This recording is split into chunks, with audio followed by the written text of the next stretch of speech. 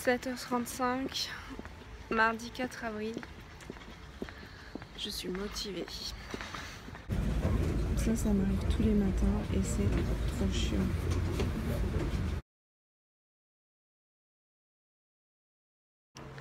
C'était assez mouvementé aujourd'hui et là il est presque 18h, je rentre chez moi.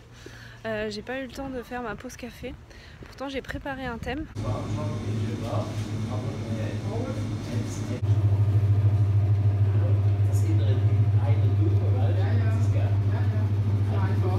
Donc j'ai cette petite épicerie là où je viens de filmer les quelques scènes qui précèdent, qui est en face de chez moi et qui vend plein de trucs français et dont du beurre salé comme vous avez pu le voir. J'ai reçu 2 colis. J'ai filmé le beurre salé tout à l'heure car très souvent mes amis français qui viennent me voir me demandent pourquoi je n'ai pas de beurre salé chez moi.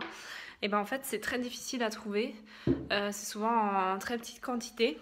Et ensuite, c'est aussi parce que c'est relativement cher. Voilà. J'ai commandé quelques accessoires pour me faciliter ce vlog. Donc je vais ouvrir ça avec vous. Et donc c'est plat, mais on peut le décoller de cette manière. C'est pour faciliter la tenue en fait du téléphone quand on prend des selfies ou des choses comme ça. Mais sinon c'est relativement plat. Le deuxième truc que j'ai commandé, donc un trépied qui se plie dans tous les sens et ce qui est intéressant c'est que les bords là ils sont magnétiques, donc voilà à quoi ça ressemble. Ensuite j'ai voulu me commander un petit micro, ce sera en partie pour le vlog. Ouvrir son courrier d'une seule main c'est très difficile, donc voilà à quoi ça ressemble. En fait ce que j'ai trouvé intéressant dans ce micro c'est qu'en fait il a une deuxième prise ici et il me semble que c'est une prise jack, si je dis pas de bêtises. Je fais ma pause avec vous. En fait, je voulais vous parler pendant ma pause du blanchiment d'argent. Donc d'abord, je voulais parler de ce qu'était le blanchiment d'argent et pourquoi ça s'appelle blanchiment. Il paraît que ça vient d'Al Capone qui avait ouvert une blanchisserie pour justement blanchir son argent. Donc à l'époque ça ne s'appelait pas comme ça, mais voilà, il vendait de l'alcool, ce qui était interdit aux États-Unis, et ensuite il réinvestissait dans une entreprise qui était la blanchisserie.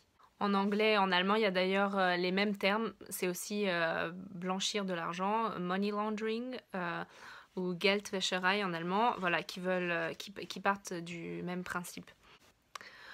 Le blanchiment d'argent, c'est le fait d'avoir généré de l'argent par une activité illégale et ensuite de l'avoir investi ou de l'avoir réintroduit dans la structure légale. Donc dans une banque, donc dans une entreprise, etc. Donc le fait d'introduire cet argent sale dans une structure qui est légale, ça provoquera donc son blanchiment. Et la différence entre le blanchiment d'argent et le financement du terrorisme, c'est que dans le blanchiment d'argent, l'argent provient d'une activité illégale, alors que le financement du terrorisme, c'est l'opération inverse, c'est-à-dire que c'est de l'argent, peu importe d'où il vient en fait, mais il est déjà dans une structure comme dans une institution, une banque ou une entreprise ou quoi, et il va servir à financer des activités illégales. Généralement aussi, la somme d'argent diffère entre une activité de blanchiment d'argent et une activité de financement du terrorisme. Le financement du terrorisme est généralement reconnu par des virements réguliers d'une somme assez petite, alors que le blanchiment d'argent, c'est généralement des sommes assez conséquentes. Les types de transactions bancaires que je viens de décrire, on appelle ça des red flags. Les red flags, c'est une sorte d'alerte de risque potentiel d'activités illégales telles que le financement du terrorisme ou le blanchiment d'argent. D'autres formes de red flag pour le blanchiment d'argent sont des transferts très très réguliers de sommes assez conséquentes entre deux entreprises du même groupe ou entre deux entreprises qui n'ont pas d'activité commerciale, ou une entreprise qui vient d'être créée et qui reçoit une énorme somme d'argent. Quoi d'autre? Des structures commerciales et légales beaucoup trop compliquées pour quelque chose qui n'en a pas besoin. Par exemple, l'achat d'un appartement à Dubaï et vous allez voir des structures avec des comptes au Panama, etc. Voilà, donc c'est généralement des choses inutiles, juste histoire de noyer le poisson.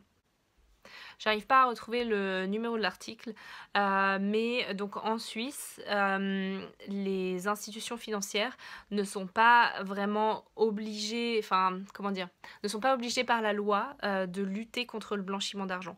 Par contre, elles sont obligées par la loi d'avoir mis en place une structure, d'avoir mis en place une organisation empêchant le blanchiment d'argent. C'est-à-dire qu'en Suisse, une banque a l'obligation de mettre en place des mécanismes pour empêcher le blanchiment d'argent.